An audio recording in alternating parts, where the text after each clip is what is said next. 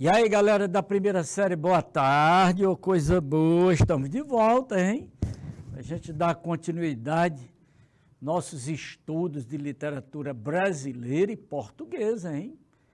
Nós temos muita coisa boa nessa linha do tempo para a gente rememorar, retomar e continuar, hein? Que bom! E aqui nós estamos com um gênio da língua portuguesa, né? Que são os sermões de Antônio Vieira. Olha, foi o grande nome do século XVII. Imagine, que coisa boa, não é? Século XVII, Antônio Vieira, muito conhecido, é um orador famoso, notável, né? A grande voz, né? Aquela voz reconhecível, aquela voz, sabe, bem chocante, aquela voz polêmica do século XVII. Foi um diplomata também, né? Mas também uma potência, um super padre, um super intelectual, um defensor dos direitos humanos, hein? Imagina, no século XVII, defensor dos direitos humanos, paciência, né? Pois é isso que nós vamos mostrar para vocês. É uma das grandes vozes do barroco luso-brasileiro, primeira série. Olha, vale a pena a gente lembrar Antônio Vieira, né? Ele ficou muito famoso, logo viveu muito, viveu 90 anos. Nasceu, viveu, né? E morreu dentro do século XVII. E o Brasil vivia um segundo momento da economia política da colônia, né? Que é a cana-de-açúcar. E aí vem todos aqueles contornos e entraves, né, sociais, históricos, né, a questão do trabalho escravo nos canaviais, né, a linha de montagem da produção do açúcar e a religiosidade muito forte do barroco. E Antônio Vieira foi uma voz de destaque nesse período. Então, eu convido vocês para a gente acompanhar, não é? Estou vendo aqui pelo chat, né, os usuários aqui, a galera toda de Bom Jesus, né, Cocal, né, Dom Inocêncio, Pimenteiras, olha aí a galera de Pimenteiras, Oeiras, né, todos aí, tá bom? Então vamos puxar aqui, neste 4 de agosto, que coisa, né? Rapidinho a gente chega ao final do ano, no próximo segundo ano, segunda série, né? E vamos avançar nessa linha do tempo, tá bom? Olha aí. Bom, o contexto do barroco. O barroco, ele é longo, ele é mais de século e meio mais ou menos, né?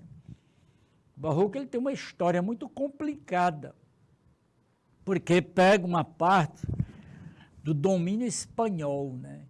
É bom lembrar vocês que a colônia portuguesa também foi colônia da Espanha por 60 anos. Olha que coisa, né? E Antônio Vieira, ele foi muito lido nas colônias da Espanha, no México, por aí afora, né? A gente tem notícia de que ele foi muito lido nesses contextos do domínio espanhol, né? E quando se fala em barroco, barroco é a palavra espanhola, imagine, né? Claro. Né? O período de 1580 a 1640, portanto 60 anos, foi de domínio espanhol. Então, autores da colônia portuguesa tiveram muito contato com autores espanhóis, né? O barroco foi um período muito complicado. Foi um período que a gente chama de conflito existencial, né? O homem barroco é um homem de conflito, de choque, né?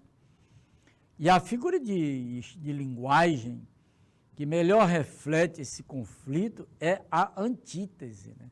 Os opostos se chocando, né? Em muitos momentos desses 150 anos, nós tivemos um período de digamos assim, muitos contrastes, né?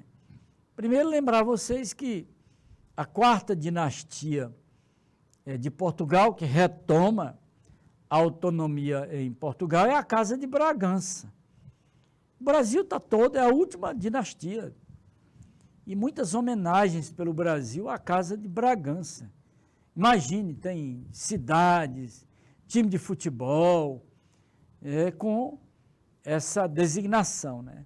O Bragantino, por exemplo, de Bragança Paulista, olha aí. Então, quando retoma a autonomia, o Duque de Bragança, que é esse período de retomar a autonomia, chama-se a Restauração, né? E por esse tempo, tanto na Espanha quanto em Portugal, a Inquisição vem matando muita gente. Por quê? Porque o Barroco é um período que vai refletir isso aí. Significa dizer que o Barroco ele é essencialmente religioso. Pronto, olha que pegou, né? Porque é um período de choque, né? De conflito. A ideologia barroca é a ideologia da contra-reforma. Olha aí. Vocês estão lembrados que aconteceu a reforma de Lutero em 1517. Depois da reforma de Lutero, nós temos o movimento da contra-reforma. Lembrar que a palavra contra-reforma, ela é junta, e quando o prefixo termina que a outra palavra começa com R ou S, dobra a letra. Então, você tem contra-reforma. E o Barroco tem essa ideologia da contra-reforma. Ora, aconteceu a reforma e acontece a contra-reforma, é só choque, é só conflito. E os artistas vão refletir isso aí na pintura, escultura, arquitetura, né? Literatura, que é o nosso caso, é uma literatura muito chamativa, porque reflete esse conflito, essa instabilidade, né? Historicamente, nós temos aqui, lembrando a vocês, o domínio espanhol, né? Imagine, dominou a metade do mundo, a Espanha, né? Porque junta as colônias portuguesas com as colônias espanholas, e durante esse tempo inteiro, imagine, de 580 a 640. E as consequências? Ainda vão durar muito tempo, hein? Por isso que o Barroco tem esse período longo e um período conflitante, né? Portugal sofreu muito com esse domínio espanhol. E do ponto de vista mítico, eles alimentaram o retorno de Dom Sebastião, olha aí, o sebastianismo, né? Ou seja, esse mito do retorno de Dom Sebastião alimentava que um dia Portugal ia sair do domínio espanhol e ia readquirir sua autonomia, como de fato aconteceu 60 anos depois. Mas vieram as consequências, né? Os desdobramentos desse domínio, né? Isso gerou um vazio, uma depressão em Portugal, né? Um clamor em Portugal. E para completar, nós tivemos os choques entre católicos e protestantes. Engraçado que até hoje a gente ainda tem vestígios disso, do choque dos católicos e protestantes. E os regimes de governo na Europa? Todos do absolutismo. Aí, olha aí, o absolutismo, que no século XVIII vai cair o absolutismo, é o antigo regime, por conta das ideias iluministas, né? Independência americana, Revolução Francesa e por aí vai. Por esse tempo, século XVII e parte do século XVIII, nós temos a força do capital mercantil, né? Força econômica, né? O mercantilismo, que vai avançando e vai modificando as coisas, né? Esse é o contexto do Barroco, né? Ele tem uma boa parcela de tempo de influência da Espanha, por conta do domínio espanhol, né? Isso ninguém pode fugir disso aí. É tanto que Antônio Vieira foi muito lido em língua espanhola, né? Ou em latim. Ele escreveu em latim. Ele era muito culto, né? Era um latinista. Né?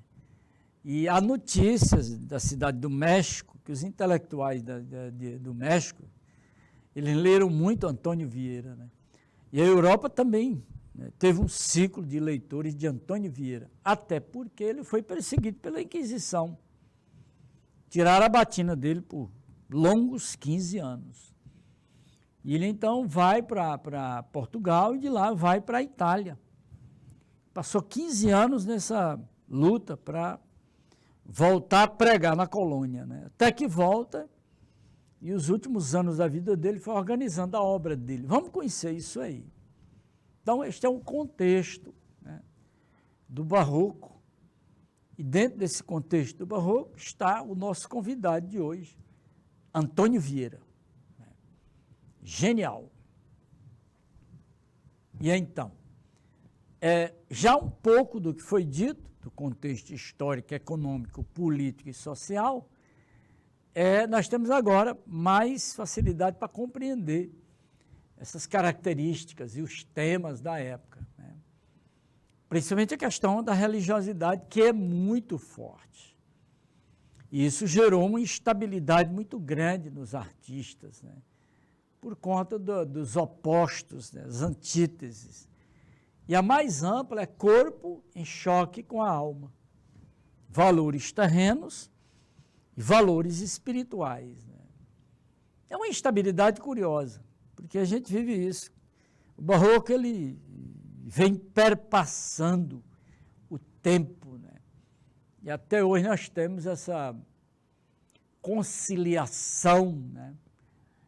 Ou digamos assim, a distinção dos tempos contemporâneos, né, dos valores materiais em choque com os valores espirituais. Né? O alto-barroco, na literatura, ele é muito cuidadoso. Né? Então, a linguagem é uma linguagem muito virtuosa, né, muito rebuscada. No campo da poesia, né, e no campo da prosa, no caso da prosa, são os sermões de Antônio Vieira, onde ele vai, né, ampliando o raciocínio, né, e as ideias, né, e vai reforçando o estilo conceptista. Né? Porque o outro estilo, que é o cultismo, ele é mais apropriado para a poesia. Né? Então, o Antônio Vieira criticava muito o estilo cultista, né? Os pregadores cultistas. Né?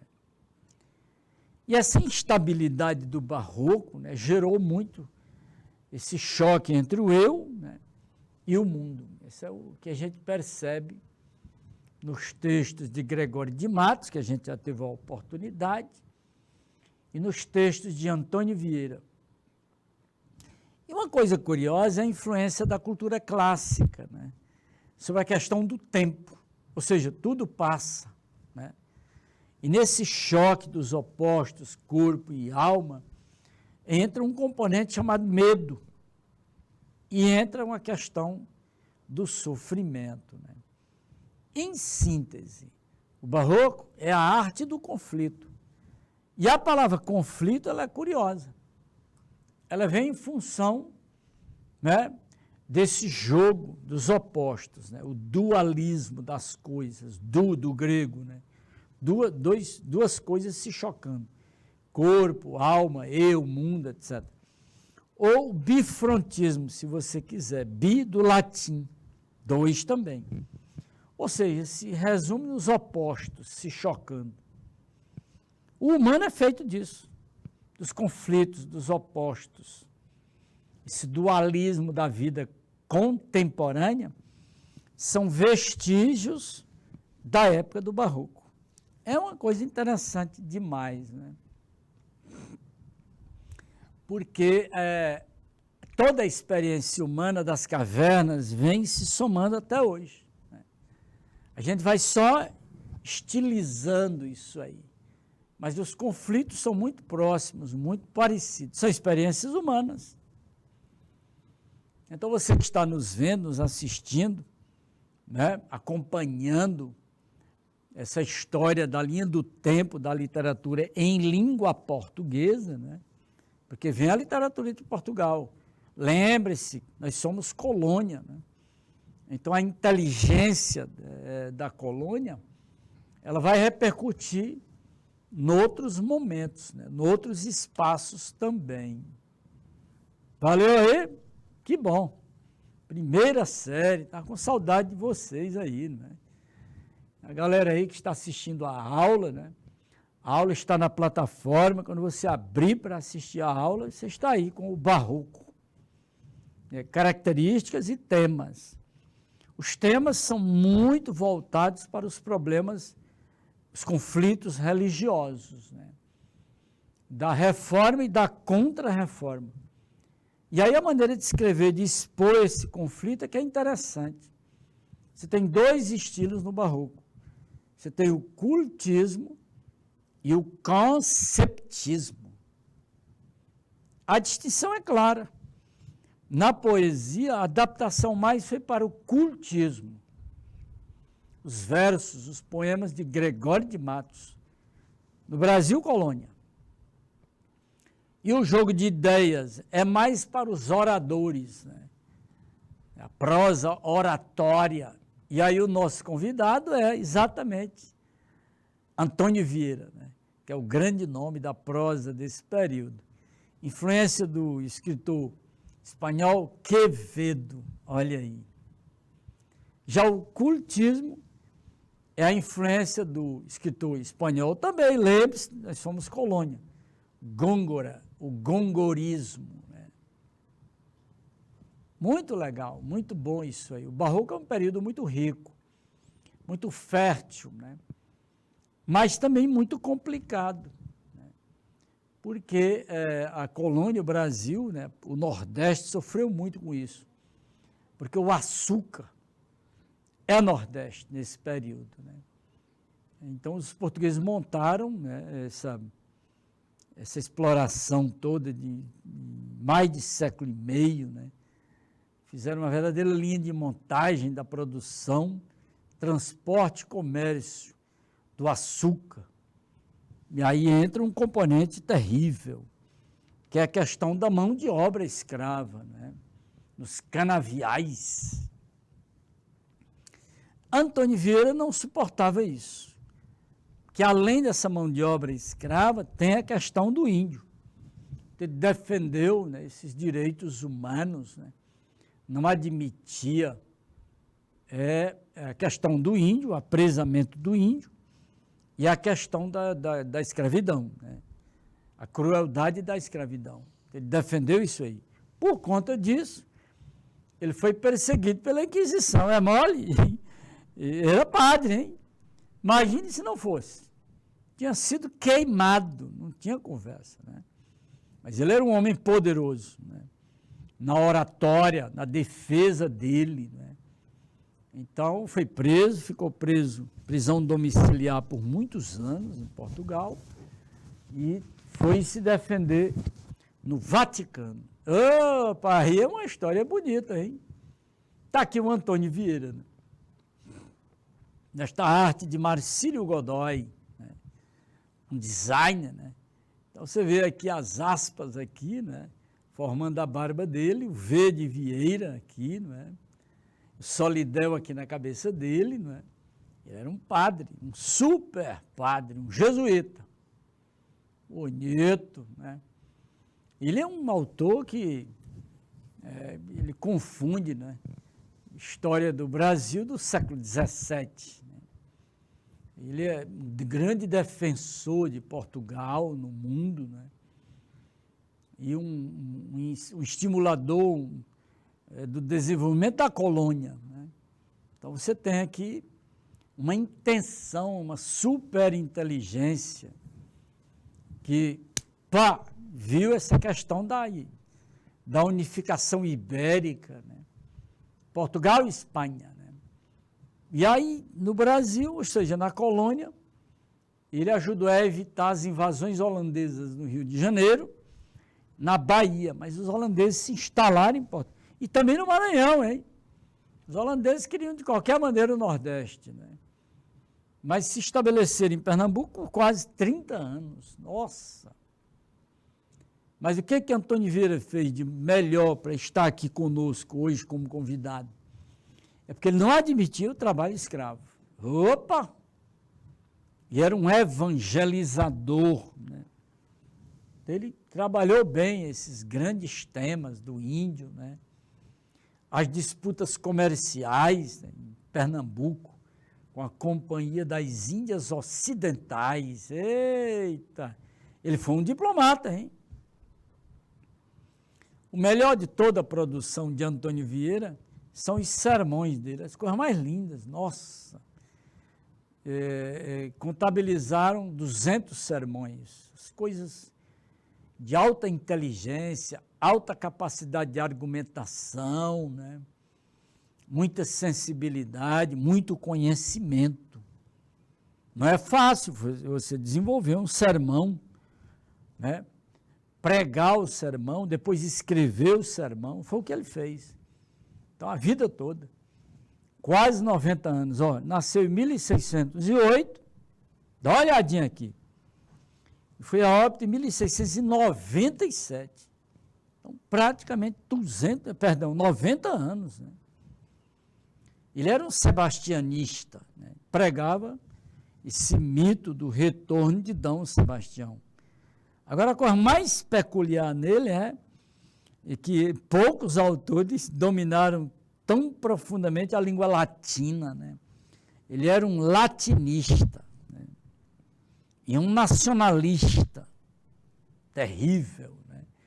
Ele achava que o país mais importante do planeta era Portugal, lógico, né? Ele era um megalomaníaco, né?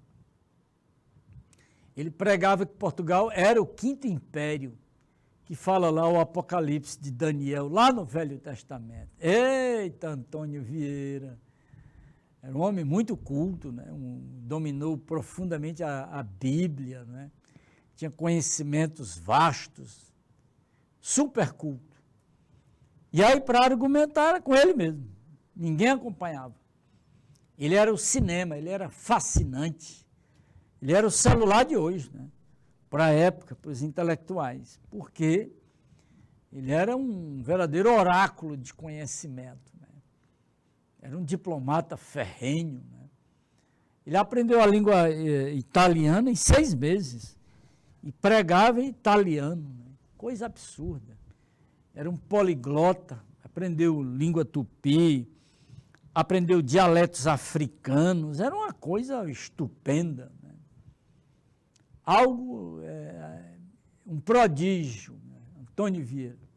Então, vamos conhecer bem demais os sermões dele e a performance dele na defesa dos escravos, evidentemente, e defesa dos índios. Ele não admitia isso aí. Em frente, pois está aí. Os grandes sermões de Antônio Vieira, eu trouxe um fragmento do sermão do mandato. Olha que coisa interessante, né? Do mandato. Não confundir com mandado. Cuidado, hein? O mandato, cumprir um período, né? E ele aqui é um articulador, ele usa um raciocínio argumentativo fora do comum, né? Tudo cura o tempo, tudo faz esquecer, tudo gasta, tudo digere, tudo acaba. Essa musicalidade do tudo, né, essa repetição aqui, é algo assim muito enfático, né? E ele vai gerando essa ênfase, né, no sermão. É como se ele estivesse falando para o público e chamando a atenção, né? Então ele diz, atreve-se o tempo a colunas de mármore, ou seja, o tempo desgasta a coluna de mármore, quanto mais corações de cera. Olha, incrível, né? O tempo desgasta uma coluna de mármore, você imagina uma pessoa. Não tem conversa. Aí eu dei um cortezinho, porque é muito amplo, o sermão é imenso, né? Por isso os antigos sabiamente pintaram o amor menino. Os antigos são os gregos, olha aí. Como é que os gregos representaram o amor? Um meninozinho, safadinho, peladinho, um arco e flecha, só atirando flecha nas pessoas. E aí, quando menos espera, você recebe uma flechada e tchau para você. Né? Vai ficar abestado, porque a pessoa que se apaixona fica abestada. Né? É exatamente isso aí que ocorre. Não é, minhas queridas intérpretes? É exatamente isso que ele está dizendo. Porque não há amor tão robusto, olha que coisa interessante, né? Que chegue a ficar velho. Todo amor é menino. Você imagina um velho apaixonado, é ridículo. Olha, se o novo apaixonado é ridículo, você imagina o velho, aí é que fica ridículo. Por isso que ele está dizendo isso aí. O amor é sempre menino. Curioso. Imagine, é porque ele era um religioso, não teve a oportunidade de se apaixonar, de namorar essas coisas. Mas era um homem poderoso na observação das coisas, né? Aí ele continua o argumento, ele é muito interessante. De todos os instrumentos com que armou a natureza, o desarma o tempo. Incrível, né? Ou seja, por mais que a natureza seja poderosa, mas o tempo vai desgastar. Né? Você imagina a beleza de uma pessoa com seus 20 anos, linda, né? O tempo passa. Eu estava me lembrando do filme, não sei o que, da Lagoa Azul, nem me lembro mais o nome do filme. Vocês lembram, menino? É a Lagoa Azul, né? A moça linda e tudo. Se você procurar hoje a moça, você pronto. Fazer o quê, né? É isso que Antônio Vieira está dizendo.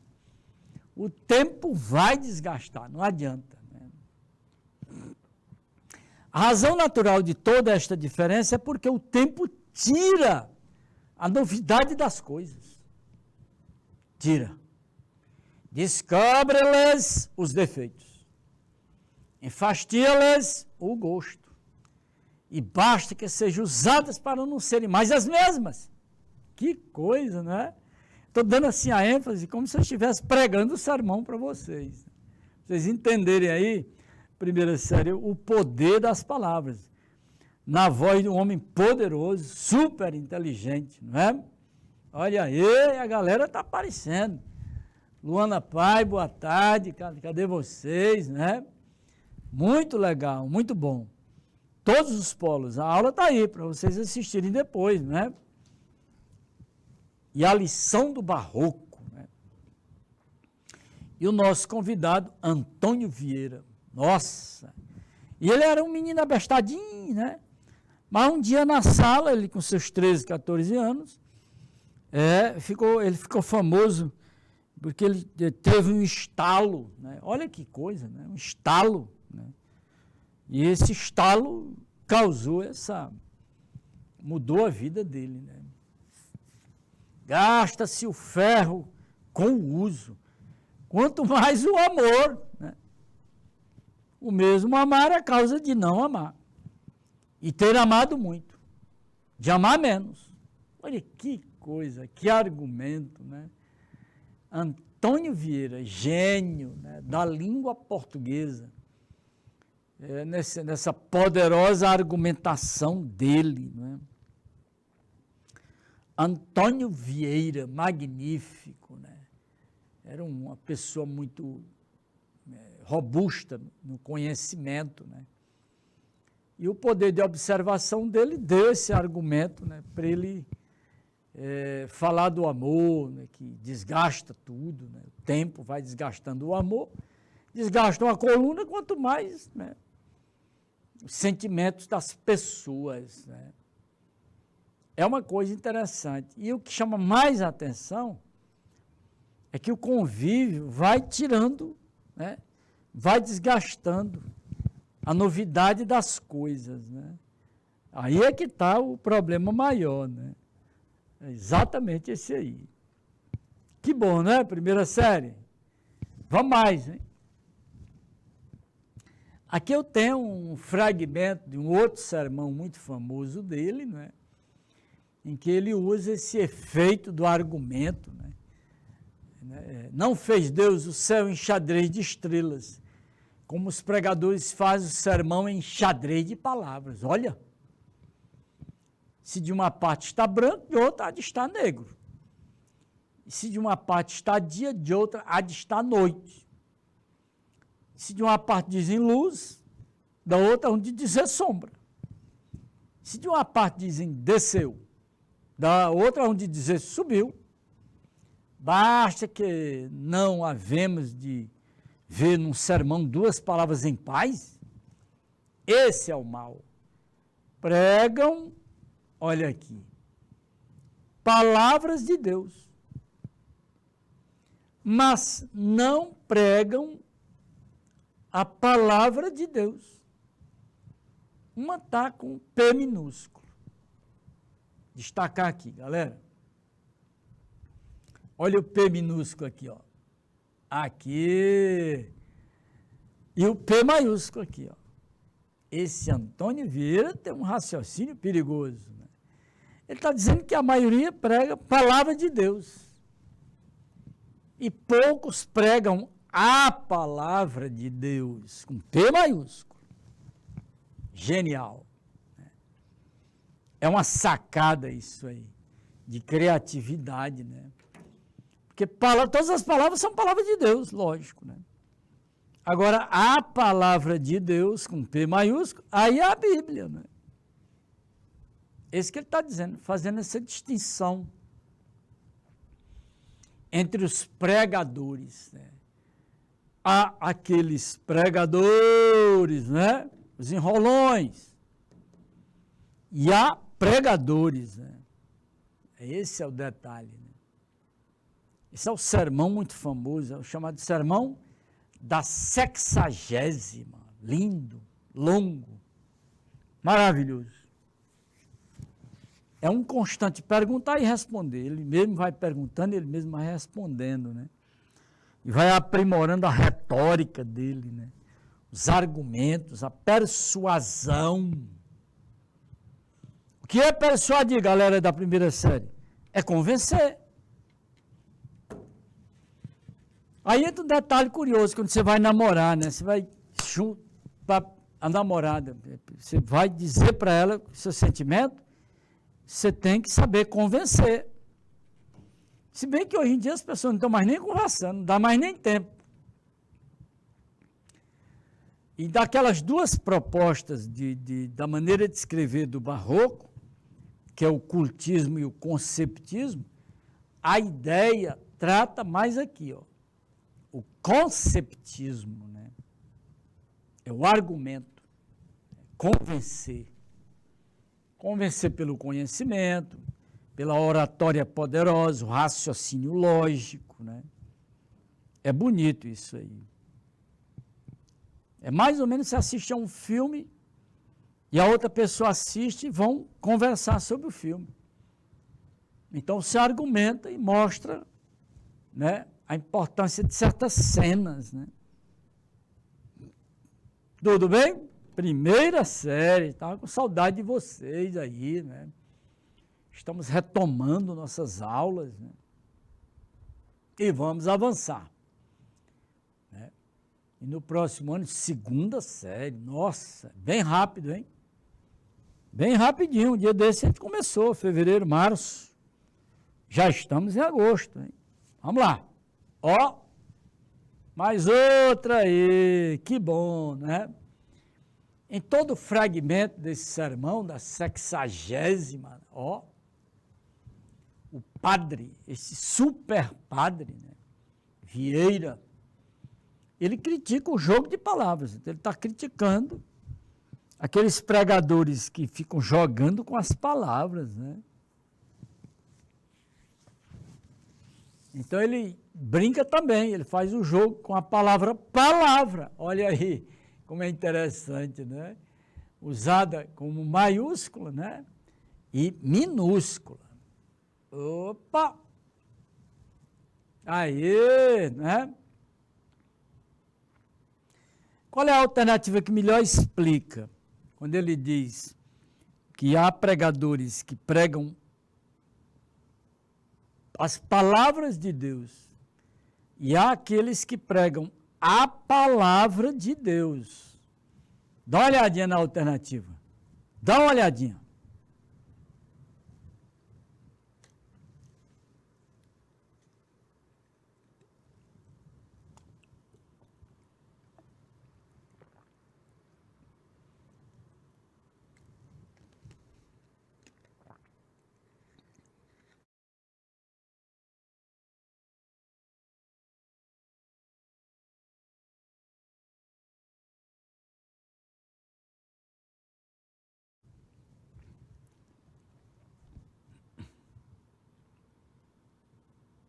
Olha, a letra A não tem sentido, porque está dizendo que o uso das duas é só para o Novo Testamento. Não é nada disso.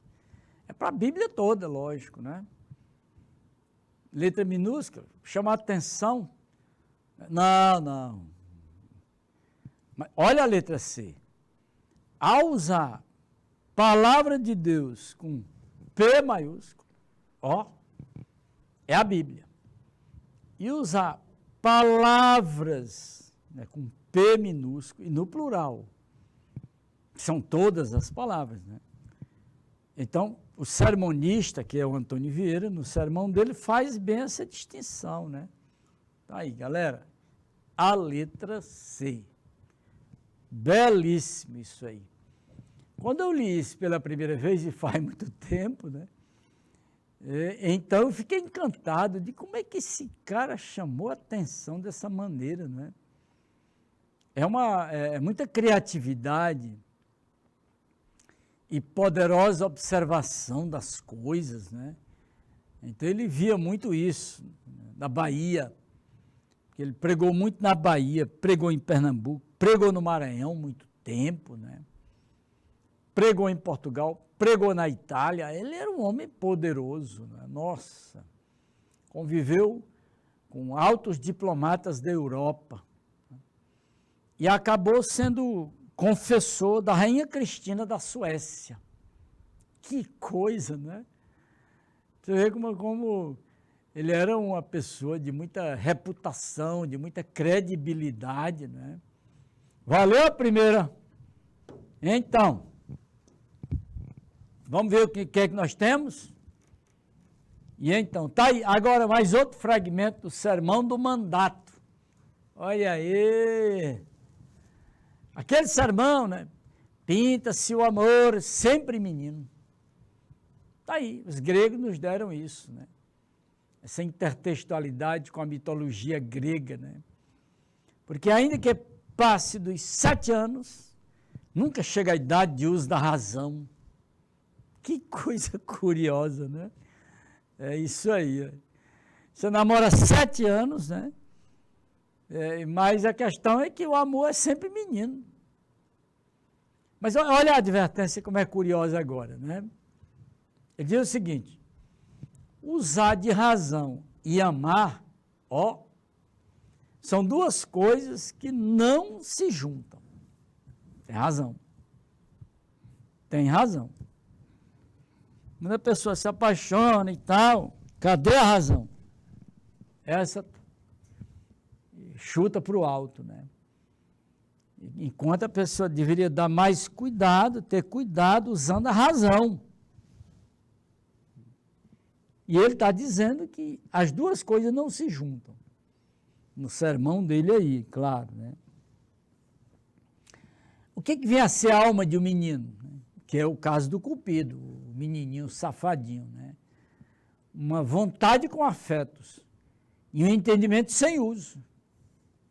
Que coisa, não é? Dá até a impressão de que ele teve muita experiência, nada disso. Foi só observando a realidade, né?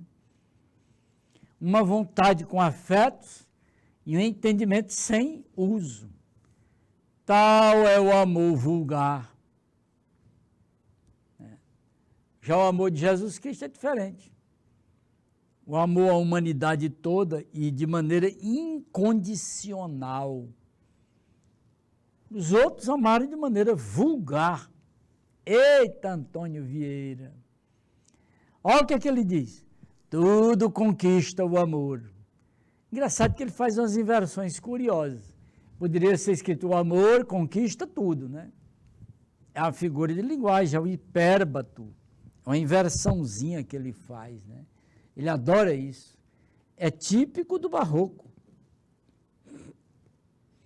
Tudo conquista o amor quando conquista uma alma. Aí, alma aí por pessoa, né? Porém, o primeiro rendido é o entendimento. A primeira coisa que a pessoa não leva em conta é a razão. Ninguém teve a vontade febricitante que não tivesse um entendimento frenético. Interessante isso aí. Quase humor, né? O amor deixará de variar se for firme, mas não deixará de tresvariar se é amor. Nunca o fogo abrasou a vontade que o fumo não cegasse o entendimento. O fumo é a fumaça, né? Cega o entendimento. Nunca houve enfermidade no coração que não houvesse fraqueza no juízo. Mas que beleza, não é? Ele está falando da razão e do coração todo tempo. As pessoas que se apaixonam perdem logo a razão. E aí acontecem os crimes, né? É exatamente aí. A pessoa se torna passional, né? Capaz de qualquer coisa. O amor não é isso. Isso aí é uma fraqueza, é uma covardia, uma estupidez, né? A pessoa não ter autocontrole, né? Usar da razão. Então, o sermão do mandato é um sermão longo, muito bonito, uma coisa muito inteligente, né? Que Antônio Vieira escreveu para falar das fraquezas humanas, né? E falar de Jesus Cristo, né? Nesse sentido. Jesus Cristo não se apaixonou para não usar a razão, ele amou a humanidade racionalmente. É aí que está o detalhe, né? E é aí que precisamos tomar cuidado, hein? Tudo certinho? Primeira série, cuidado. Vamos estudar o barroco, hein? Antônio Vieira, um dos maiores nomes da língua portuguesa, era um homem tão poderoso no uso do idioma, né? Um latinista. E Fernando Pessoa, no modernismo, que leu os sermões dele, evidentemente, o chamou de imperador da língua. Exatamente por isso. Porque ele brilhou com o idioma, né? Era um homem de uma capacidade extraordinária no uso do idioma, né? E todas as suas reentrâncias, né? Regras e tudo mais. Muito bom. Ó, questãozinha aqui para a gente pegar, né? Sendo parte de um sermão, né? Isso nós já sabemos, né? Esse texto possui uma estrutura argumentativa. Claro, um sermão você tem que argumentar. Daí o conceptismo, né? o estilo, né? Um dos estilos do barroco. É o cultismo e o conceptismo. No caso aqui do argumento, conceptismo, que é a ideia, convencer. Uma afirmação central e os argumentos com que o pregador procura convencer o ouvinte, lógico, né? Destaque a afirmação central do argumento. Bom, ele deixou muito claro que o ato de amar, né? O amar e a razão, né? São duas coisas que não se dão bem, né? A letra A é muito claro, né? Razão e amar não se juntam. Está aí. Quando deveria se juntar, lógico. Então, pessoas estudam, têm autocontrole, autoconhecimento, né? Para evitar desastres amorosos, né? Isso é muito firme, muito forte. Então, o ato de amar é preciso que você use a razão. Para evitar desastres, né? Os desastres amorosos, né? Tudo bem? Aí, o sermão dele é sermão bem racional, né? Argumenta bem, convence. Claro, se alguém quer contestar, isso é outra história. Mas é o texto dele, é a experiência dele, né? Então, na hora da análise, é o texto, não é o que está na sua cabeça. É o que o texto traz, né? Esse é o cuidado na hora da intelecção do texto. Valeu aí, primeirão, vamos lá. Opa, tem mais duas questões aqui. Segundo fragmento do sermão, lindo, né? Que você leu, né? Quando o amor conquista alguém, né? Ele diz aqui uma alma, né? Qual é o primeiro derrotado? Ai, ai, ai. Quem é que sai derrotado logo? Você viu lá, né? O argumento, né? É a razão. Claro, não tem nem o que falar, né? A pessoa perde a noção, o equilíbrio da razão, né? Aí já viu. A pessoa é capaz de se arrastar no asfalto quente, né? Aquela coisa toda, né? Pela pessoa. Gasta dinheiro todinho, comprando presente e tudo, né? Fosse pelo menos com um livro, né? Era mais interessante, né? Mas não. Eu pago sorvete, cinema, jantar, tal, presente, tal. Calma, né? A pessoa, será que vale tudo isso? Né? Pelo menos um presentinho aqui, um livro, uma coisa. Eu quero lá livro, o quê? Eu quero é outra coisa, né? Lá e vai, olha a pessoa, ô meu Jesus.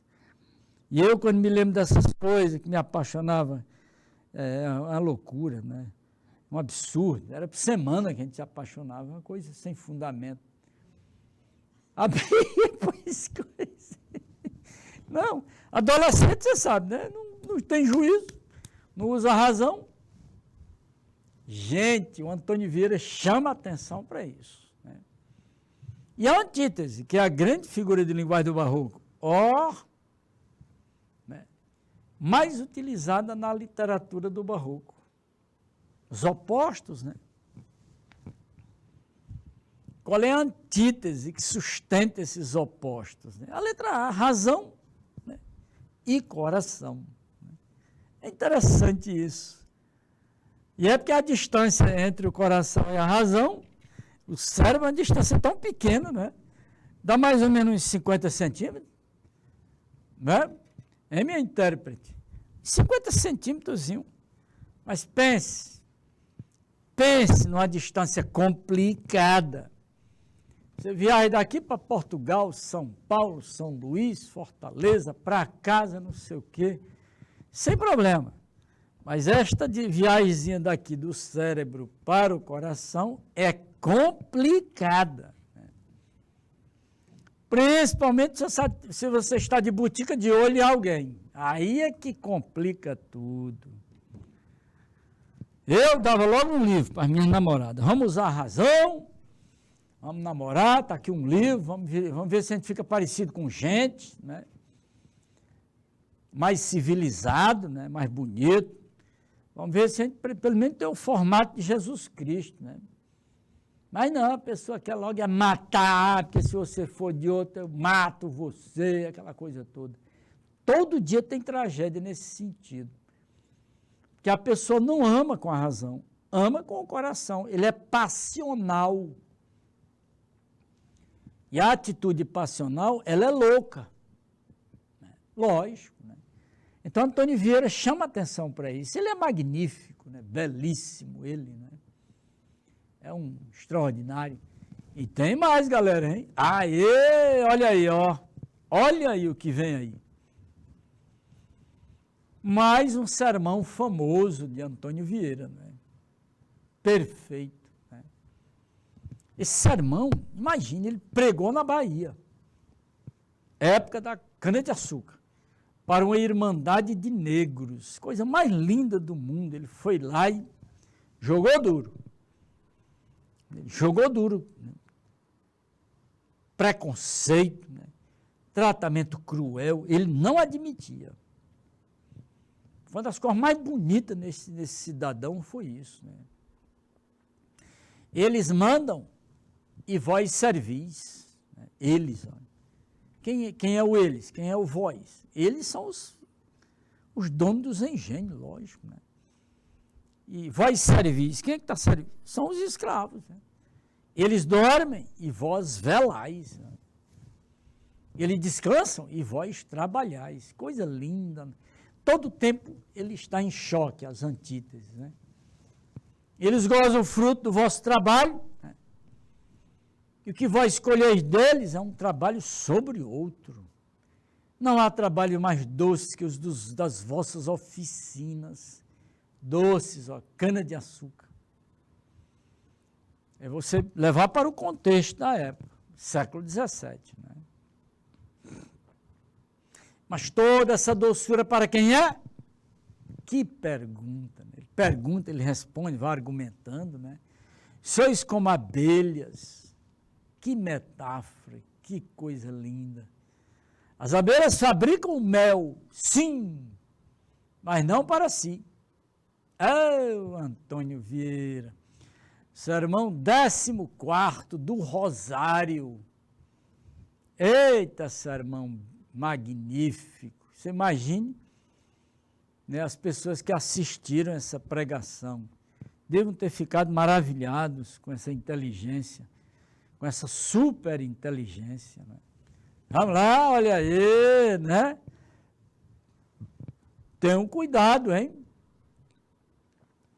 Então, você viu o texto, né, do século XVII, contexto da época, século XVII, a grande produção canavieira do Nordeste, pega mais ou menos uns 5 estados, né? Bahia, Pernambuco, Rio Grande do Norte, Alagoas, olha, vai embora. Grandes plantações de cana.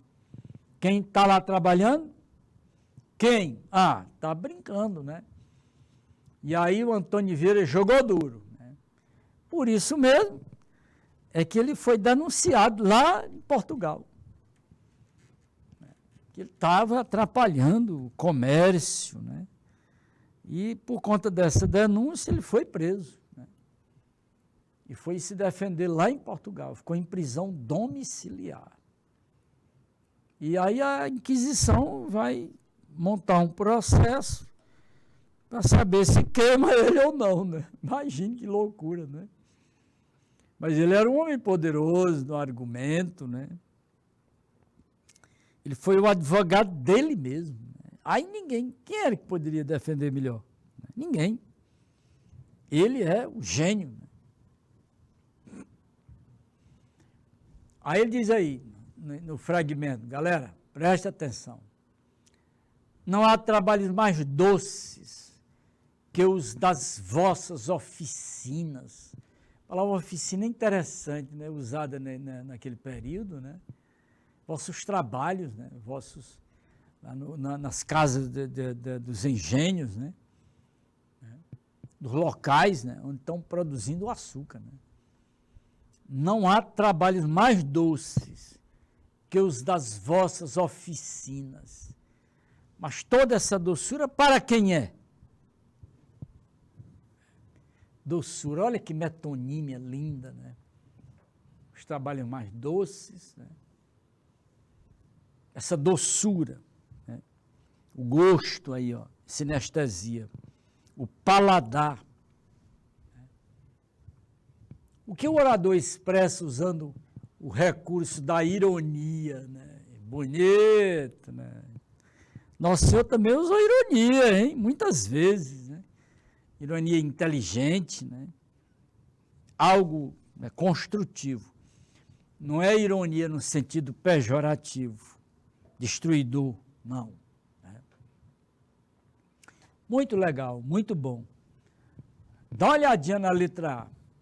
Produção de açúcar nos engenhos pelos escravos. Né? E a doçura é usufruída pelos donos de engenhos. Eita, Antônio Vieira. Grande Antônio. Aí, galera, tá aí. Né? Perfeito. Primeira série, que bom. Olha aí, galera. Que sermão bonito, né? Bom, quer dizer para vocês que eu tenho todos os sermões dele, lógico, né? Isso aí é...